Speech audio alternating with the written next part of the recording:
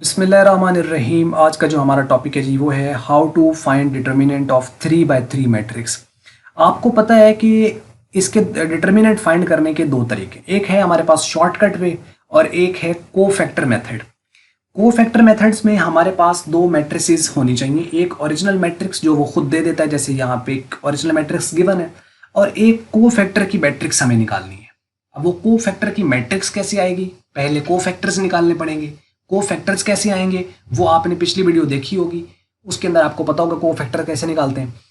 नहीं तो मैं आपको लास्ट पे यहाँ पे उसका आई बटन में यहाँ लिंक दे देता हूँ, आप यहाँ से उसको देख लीजिएगा। वैसे इसमें भी कोफैक्टर्स फाइंड किए गए हैं, लेकिन मैं उसको जस्ट क्विकली मूव कर जाऊंगा सो दैट कि ज़रा टाइम बच जाए और हम मेन मुद्दे पर आ जाएं। तो दूसरा ये है कि अब आपके पास अगर ये दो मैट्रिसेस हों, एक कोफैक्टर की मैट्रिक्स एक ओरिजिनल मैट्रिक्स, तो आपने दोनों के पहले पहले रो पकड़ लेनी है, यानी ओरिजिनल मैट्रिक्स की भी पहली रो ले लेनी है। और कोफैक्टर जैसे ये देखें, ये फाइंड हुए हैं, ये कोफैक्टर्स हैं। कोफैक्टर्स ये हमने नीचे कैसे आए हैं, ये नीचे फाइंड हुए हैं। इसकी पहली रो क्या है, -12 12 12, और ओरिजिनल की क्या पहली रो है, 2 1 एंड 2। अब हमें यहाँ अगर ये मैट्रिक्स हमारे पास है कोफैक्टर की और ओरिजिनल मैट्रिक्स हमारे पास है, यहीं से डिटर्मिनेंट फाइंड हो जाना है। कैसे, इस 2 को जो पहला एलिमेंट है ओरिजिनल मैट्रिक्स का, इसको इस -12 से मल्टीप्लाई कर देना है और प्लस करना है ये दूसरा एलिमेंट, और इसको इससे मल्टीप्लाई करके प्लस करना है। मतलब क्या करना है, पहला एलिमेंट इसका ओरिजिनल मैट्रिक्स का पहला एलिमेंट कोफैक्टर के पहले एलिमेंट से मल्टीप्लाई होगा, दूसरा एलिमेंट ओरिजिनल का कोफैक्टर की मैट्रिक्स के दूसरे एलिमेंट से मल्टीप्लाई होगा, इसका ओरिजिनल का तीसरा एलिमेंट कोफैक्टर के तीसरे एलिमेंट से मल्टीप्लाई होगा, और तीनों को ऐड कर देंगे। That's it. यानी वैसे वो माइनस की वजह से आता है ना, प्लस माइनस माइनस माइनस हो जाए तो वो अलग बात है, लेकिन ओरिजिनली उनमें साइन जो है वो प्लस का है। तो बस जब इनको ऐसा हम मल्टीप्लाई करके सम करेंगे तो वो हमारा क्या आ जाएगा, वो हमारा डिटर्मिनेंट आ जाएगा। इसका मतलब ओरिजिनल मैट्रिक्स दे दे और वो कोफैक्टर की मैट्रिक्स दे दे तो हम उससे डिटर्मिनेंट फाइंड कर सकते हैं। एक तरीका कार ये है। अगर वो हमें डायरेक्टली ये मैट्रिक्स नहीं देता, खाली यही मैट्रिक्स देता है, तो हमें फिर ये कोफैक्टर्स निकालने पड़ेंगे। वो कैसे निकलते हैं, वो आपके पास साइंड माइनर्स होते हैं, A11 dash, A12 dash, A13 dash 3 by 3 में, A21 dash, 22 dash, 23 dash, A31 dash, 32 dash और 33 डैश। ये हम सारे निकालेंगे।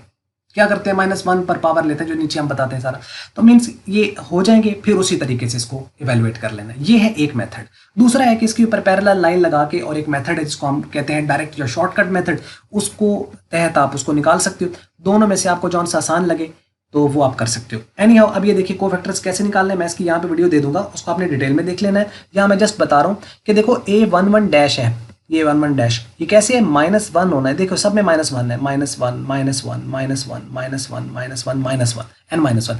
तो मीन इन सारों की आपने इनको फाइंड करना है। अब इन पर पावर ले, अगर 1 डैश है तो आपने इसकी पावर 1 + 1 कर देनी है, और आपने पहली रो भी छोड़ देनी है और पहला कॉलम भी छोड़ देना है। किसका, ओरिजिनल मैट्रिक्स का, क्यों जो हमारे पास है। पहली रो भी छोड़ी, ये वाली 2 1 2, और पहला कॉलम 3 2 3 -1 ये भी छोड़ दिया। पीछे क्या बचा, 0 3 4 -5, तो 0 3 4 -5 ये आ गया। इसके ऊपर बार आ जाएगा। अब आपको पता है इसको एवेल्युएट करते हैं क्रॉस मल्टीप्लाई, दरमियान में माइनस, इसको एवेल्युएट करेंगे तो -12। ये -12 ये आपके पास, ये देखें जो हमने यहाँ पे लिखी हुई है। दूसरे की 12 आई है वो हमने यहाँ पे लिख दी है, तीसरे की 12 आई है हमने यहाँ पे लिख दी है, चौथे की आपके पास 13 आई है तो हमने यहाँ पे लिख दी। उसके बाद -8 आई है तो ये हमने -8, फिर -9, फिर 3 0 -3। तो ये इस तरीके से सारे फाइंड हो जाएंगे। A11 डैश भी आ गया। 12 डैश में क्या है, अब ये 1 2 है तो 1 + 2 कर देना है, ये 1 3 है तो 1 + 3 कर देना है। आगे उसी तरह, यानी अगर 1 2 है तो पहली रो दूसरा कॉलम छोड़ देना है, इसमें पहली रो तीसरा कॉलम छोड़ देना है। 2 1 में दूसरी रो पहला कॉलम छोड़ना है, 2 2 में दूसरी रो दूसरा कॉलम छोड़ना है, 2 3 में दूसरी रो तीसरा कॉलम छोड़ना है। बाकी जो बच जाना है उसको बार में लिखना है, उसको एवेल्युएट करना है, मल्टीप्लाई करना। तो ये हमारे पास कोफैक्टर सारे फाइंड हो जाएंगे। तरीकाकार आपको समझ यहाँ पे भी लग गया होगा। मैं लास्ट पे कोशिश करूंगा यहाँ पे मैं वीडियो दे दूँ, आप उसको देख लें। लेकिन ये हमारे कोफैक्टर्स आ गए। अब इसको हमने इसमें लिख लिया। अब हमारे पास ये मैट्रिक्स भी और ये मैट्रिक्स, इसकी पहली रो और इसकी पहली रो, इनके पहले पहले जो एलिमेंट है, एलिमेंट टू एलिमेंट, यानी इसका पहला इसके पहले से मल्टीप्लाई, इसका दूसरा इसके दूसरे से मल्टीप्लाई, इसका तीसरा इसके तीसरे से मल्टीप्लाई, और तीनों को ऐड कर देना। यानी 2 -12 से मल्टीप्लाई होगा, ये जैसे 2 है -12 से मल्टीप्लाई हुआ। और उसके बाद दूसरा एलिमेंट क्या है, 1, वो किससे होगा, वो 12 से मल्टीप्लाई होगा। तो यानी 1 × 12 आ जाएगा, तो ये 1 × 12 आ गया। उसके बाद इसका तीसरा एलिमेंट क्या है, 2, और इसका तीसरा 12, तो 2 को 12 से मल्टीप्लाई कर देंगे, तो ये 2 12 से मल्टीप्लाई हो गया। अब इसको इवेलुएट करें तो 24 प्लस 12 प्लस 24, ये इससे कट गया तो 12, तो यानी ए मॉड कितना है 12, यानी डिटर्मिनेंट आपका इस तरीके से फाइंड हो गया। अब ये मेथड आपको दो तरीके से एमसीक्यूज में भी आ सकता है, मतलब वो आपको एक तो ये है कि डायरेक्टली ये एलिमेंट दे दे, यानी A11 A11 dash A12 A12 dash A13 और 13 डैश ये दे दे, और आपको कहे कि बताओ इसका डिटर्मिनेंट कितना है, तो आपको ये पता होना चाहिए कि तीनों को मल्टीप्लाई करके और ऐड कर देना है, आंसर आ जाएगा, यानी इतना सा काम करना पड़ेगा फॉर एमसीक्यूज।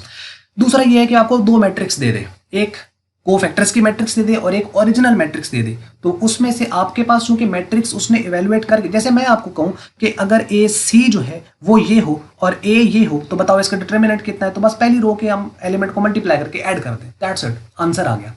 लेकिन अगर वो खाली ए मैट्रिक्स दे तो फिर हमें उसके कोफैक्टर पहले निकालने पड़ेंगे, फिर हमें ये प्रोसीजर करेंगे तो हमारा आंसर आ जाएगा। ये ज़रा लंबा प्रोसेस है, अगर आपको क्वेश्चन में आता है चाहे शॉर्ट या लॉन्ग में, तो ये देखें इतने से में ये सॉल्व हो जाता है। ये है अल्टरनेटिव मेथड, इसको हम कहते हैं शॉर्टकट मेथड या डायरेक्ट मेथड। इसमें क्या है कि हमारे पास एक वो मैट्रिक्स देगा, हमने लिखा कि we are given A is equal to, ये मैट्रिक्स लिख ली। अब आपने ए डिटर्मिनेंट मतलब ए पे भी बार लगा देना और इस पे भी बार लगा देना, आगे उसको इवेलुएट कर लेना। कैसे? आप पहली रो पकड़ लें, इसका पहला जो एलिमेंट है उसको यहाँ लिख लेना है और वो प्लस का लेना है, एक प्लस का, उससे नेक्स्ट माइनस का, फिर आगे प्लस का, इस तरह करते चले जाना है। देखो जरा, ये प्लस का 2 लिया, यहाँ पे लिख दिया, और ये जो प्लस का 2 है ये यहाँ से लिया ना, इसमें जो रो है ये भी छोड़ दो, इसमें जो कॉलम है वो भी छोड़ दो, तो ये 2 वाली रो भी छोड़ दी और 2 वाला कॉलम भी छोड़ दिया। पीछे क्या बच गया? 0 3 4 -5, तो 0 3 4 इस पर बार लगा देना है। आगे क्या है? 1, अब ये प्लस का था तो ये आपने माइनस का लेना है, यानी एक बार प्लस का, एक बार माइनस का, आगे फिर प्लस का। और कौन कौन से हैं? पहले 2 आ गया, आगे क्या है 1 है, तो वो माइनस का 1 आ जाएगा। अब आपने ये कॉलम भी छोड़ देना है और ये रो भी छोड़ देनी है, तो ये क्या बचेगा? 3 3 -1 -5, 3 3 -1 -5, ये लिख दिया। और प्लस का 2 ले लिया, प्लस का 2 यहाँ लिखा, ये आपने रो भी छोड़ देनी है, ये कॉलम भी छोड़ देना है। 3 0 -1 4, 3 0 -1 4 लिख दिया। आगे आपको 2/2 को इवेलुएट करना आता है, क्रॉस मल्टीप्लाई, दरम्यान में माइनस। ये 2 तो एज इट इज रहेगा, ये 0 जब -5 से होगा तो 0 हो जाएगा ये, और जब ये 4 3 से होगा तो माइनस का 12, क्योंकि दरम्यान में माइनस आता है तो माइनस का 12 आ जाएगा। इसी तरीके से -1 है, इसको इससे मल्टीप्लाई करें तो माइनस का 15, इसको इससे करें तो माइनस का 3 आता है, लेकिन चूंकि दरम्यान में माइनस होती है उसको प्लस का 3 कर देगा, तो ये आ जाएगी। उसके बाद ये 2 प्लस का यहाँ पे आ गया, इसको इससे करेंगे तो ये 12 बन जाएगा, और ये -1 0 से होगा तो 0 हो जाएगा। अब इसमें क्या बनेगा? -12 2 से होगा तो माइनस का 24, ये आपके बनेगा -12 अंदर इवेलुएट होने से, और -12 इस 1 से होगा तो प्लस का 12 आ जाएगा। ये माइनस का 24, ये प्लस का 12, और ये इसको मल्टीप्लाई करें, यानी 12 में से 0 निकाला तो 12, 12 को 2 से मल्टीप्लाई करें तो 24, तो 24 प्लस का, ये प्लस का 24 है, माइनस का 24 कट गया तो कितना आ गया? 12। तो ए डिटर्मिनेंट या ए मॉड कितना है? 12। यही आंसर है। ये यहाँ पे बड़े शॉर्ट तरीके से देखें, 2-3 लाइनों में आ गए, और इसमें भी वही आंसर आया लेकिन थोड़ा लंबे तरीके से। तो मीन्स के अगर आपको क्वेश्चन आता है तो कोफैक्टर्स वाले का पता हो आपको, लेकिन ये मेथड आपने अडॉप्ट करके क्वेश्चंस को कर लेना है। ऊपर वाला मेथड सिर्फ इसलिए पता होना चाहिए कि अगर आपको वो कोफैक्टर की मैट्रिक्स दे देता है या एक ओरिजिनल मैट्रिक्स दे, दो मैट्रिक्स दे, कोफैक्टर की ओरिजिनल, तो तब आपको पता हो कि मैंने क्या करना है, तो उनमें से आपने ले लेना है। और फिर वो शॉर्ट तरीका होगा ऊपर वाला, फिर वो ऊपर वाला शॉर्ट होगा। फिर आप क्योंकि 2 मैट्रिक्स दिए तो फिर आपने सिंपल पहली 2 रो है उनको मल्टीप्लाई करके सम कर देना, फिर ऊपर वाला शॉर्ट बन जाएगा। या आपको डायरेक्टली वो ये ही एलिमेंट दे दे ओरिजिनल मैट्रिक्स के भी, ये वाले A11 A12 A13 और A11 डैश A12 डैश और A13 डैश, तो फिर इनको मल्टीप्लाई करके सम कर लो, तो फिर ये है। तो MCQs में आ जाए या शॉर्ट में इस तरीके से आ जाए, तो आपको ये मेथड भी पता हो ताकि क्वेश्चन आप अटेम्प्ट कर पाएँ। तो ये है जी ओवरऑल इसका तरीका। उम्मीद आपको समझ लगी होगी। अगर आपको मल्टीपीडिया की वीडियो अच्छी लगी इसको आप लाइक कर लें, शेयर कर लें दूसरों के साथ। अगर आपको अच्छी नहीं लगी इसको आप कर दें डिसलाइक, और वीडियो मैं यहाँ पर आई बटन में यहाँ पे शो कर रहा हूँ, उसको आप देख लीजिएगा कोफैक्टर्स की 3x3 की।